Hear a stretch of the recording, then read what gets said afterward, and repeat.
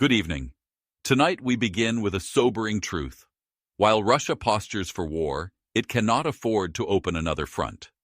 The war in Ukraine has already exposed deep fractures within Russia, military desertions, collapsing morale, and an economy under relentless sanction. Yet despite these setbacks, the Kremlin moves forward with confidence. Why? Because they believe they won't have to fight NATO head-on. Instead, they're counting on NATO crumbling from within. This isn't speculation, it's strategy. Russia has spent years infiltrating Western democracies with propaganda, political influence, and disinformation. Its most powerful weapon isn't a missile, it's confusion. Divide the alliances, destabilize leadership, and let doubt do what war cannot. And right now, the gamble may be working. Key political figures in the United States, many aligned with former President Trump, have questioned NATO's role. Some have proposed withdrawing support altogether. The result? A rattled alliance, unsure of its commitments and weakened by internal division. So what happens next? There are three potential outcomes. First, NATO could call Russia's bluff. By standing united and reaffirming their mutual defense pact, the alliance could force the Kremlin to de-escalate. Intelligence reports already suggest Russia's capacity to fight beyond Ukraine is severely diminished. NATO's resolve could be the antidote to Russian subversion. Second, Russia might escalate to nuclear conflict. But this, while terrifying, remains unlikely. A nuclear strike would invite global condemnation and catastrophic retaliation. Even Russia's own allies would struggle to defend such a move. The threat exists, but its cost is almost certainly too high. Third, and perhaps most dangerously, Donald Trump could return to power and align the U.S. with Russian interests. Trump has repeatedly praised Putin, undermined NATO, and pursued foreign policy that echoes Kremlin talking points. If re-elected and unrestrained by a divided Congress, he could severely damage America's global standing. Yet even this scenario is not guaranteed. The American public has historically supported NATO. Intelligence agencies and military leaders continue to defend its value. Should Trump pursue a pro-Russia course? Backlash may follow, from both citizens and institutions. So where does this leave us? Let's take a moment to look inward. What has happened to the United States? How did the world's leading democracy find itself at this crossroads? The answers lie in systemic erosion, the decline of civic education, the rise of partisan media, and the flood of dark money into politics.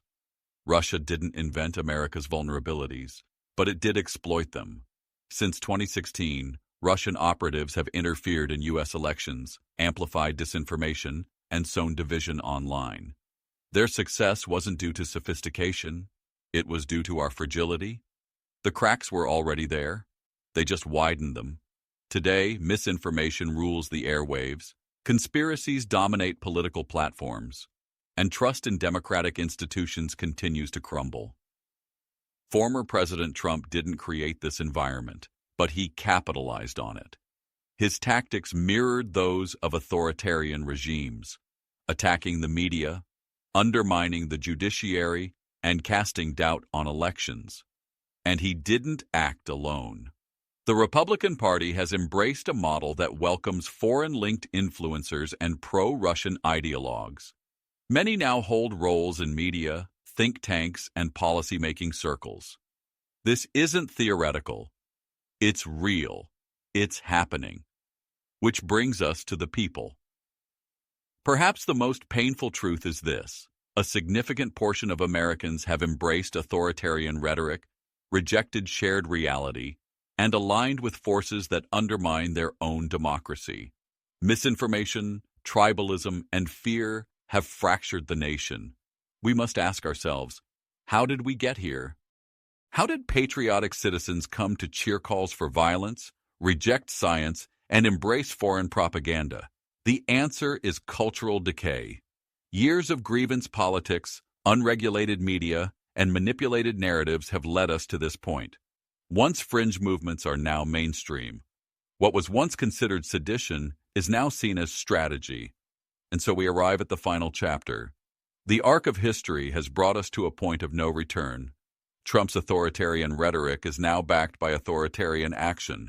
He's attacked judges, suggested weaponizing the DOJ, and undermined electoral integrity.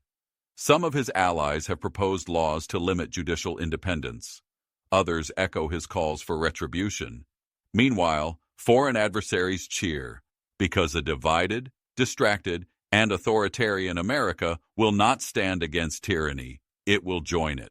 So here's the truth. If the next election returns Trump to power with unchecked authority, American democracy may not recover.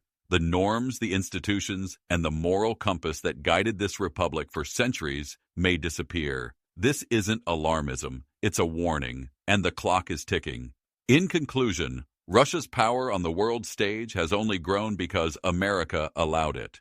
Trump's betrayal of our alliances, of our values, and of our Constitution has emboldened enemies and weakened friends. What BRICS could have been, a partner in economic growth, is now a geopolitical rival. What China could have been, a cautious competitor, is now a threat emboldened by American dysfunction. Trump is not a strong man. He is a frightened man, indebted, and compromised. He won't betray Russia, not because of loyalty, but because of fear. His family, his legacy, and his fortune are all tied to foreign interests. That leaves us, we, the people. We still hold the power, but we must open our eyes. We must understand what is at stake. Democracy does not die in darkness. It dies in denial. Let this be the moment where America wakes up, because the fight for democracy is not coming. It's here, and the outcome is up to us.